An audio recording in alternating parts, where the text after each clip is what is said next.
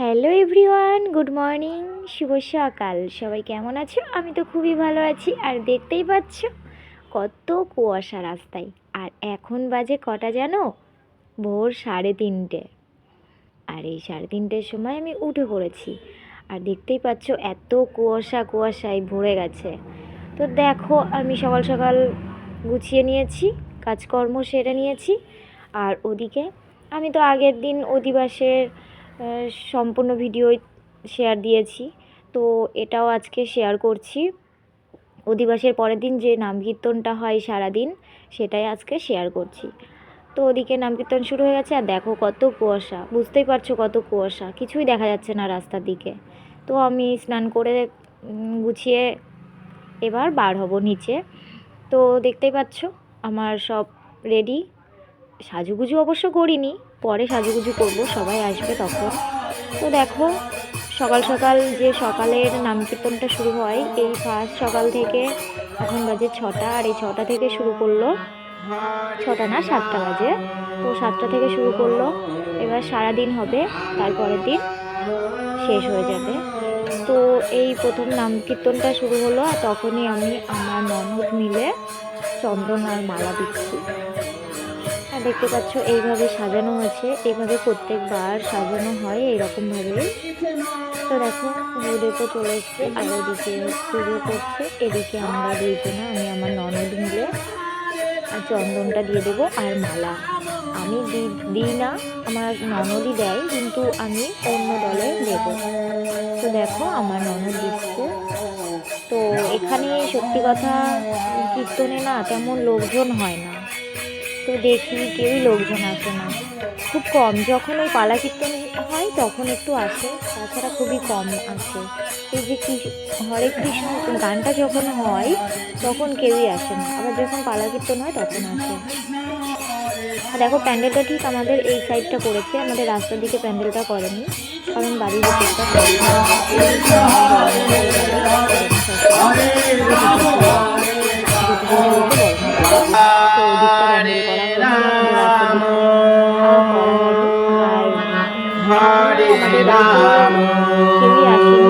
সবে ননদরা এসছে।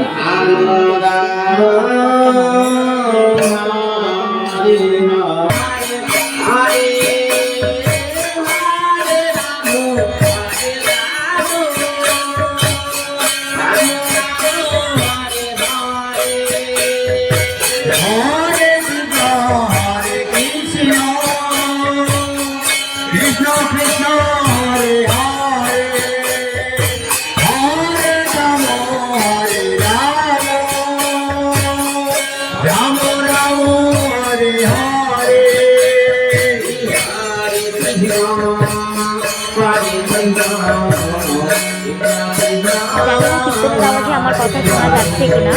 তো দেখো এদিকে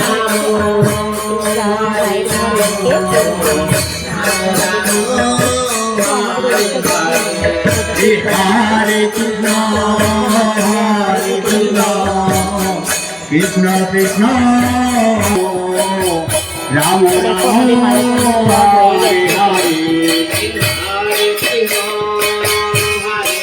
তো কালকে সবাই আসবে।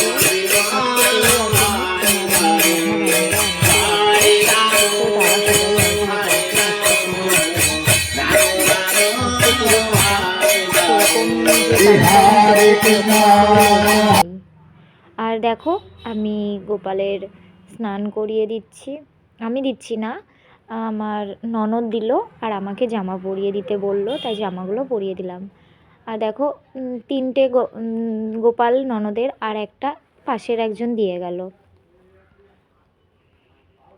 দেখো কত সুন্দর লাগছে গোপালগুলোকে, কত সুন্দর সাজুগুজু করেছে, দেখো সত্যি অসাধারণ লাগছে। আর এদিকে দেখো আমার মা জবে থেকে এসে, তো আমি বলেছিলামই যে ডাক্তার দেখাতে এসেছে। তো কীর্তন হচ্ছে এই টাইমে আবারও বাড়ি চলে যাবে, তো ভাবলাম যে থেকে যাক। তো মা থেকে গেছে, ওদিকে কাজ করছে, আর এদিকে সবাই রান্নাবান্না করছে। তো দেখো আমাকে, আমি মালা চন্দন দিলাম বলে আমাকে আবার সবাই পরিয়ে দিচ্ছে। আর আমার তো ভীষণ শরীর খারাপ, কি আর বলবো, মাথা যন্ত্রণা। তাই ননদ বলছে যে বাম লাগিয়েছি, সেটাই বলছে। তো দেখো আবার আর একটা দল উঠেছে, আর এদিকে আর একটা দল উঠছে। তো ওই দলটা নেমে পড়বে আর এই দলটা আবার উঠবে। আর সত্যি কথা, লোকজন না থাকলে ভালো লাগে বলো? কীর্তন মানে তো লোকজন বসে বসে সবাই শুনবে, তাই না? কিন্তু এখানে কেউই আসে না।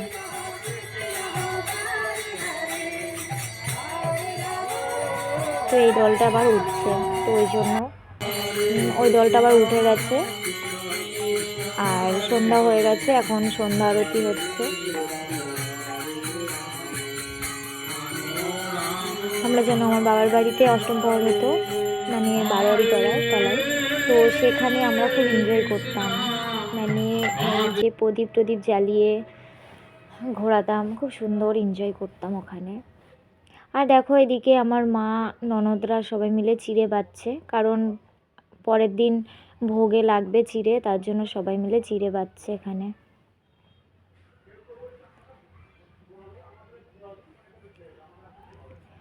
আর এদিকে দেখো আবারও আর একটা দল উঠে গেছে, ওই দলটা নেমে গেছে, আরও আর একটা দল উঠেছে। তো এখন রাত 10টা বাজে।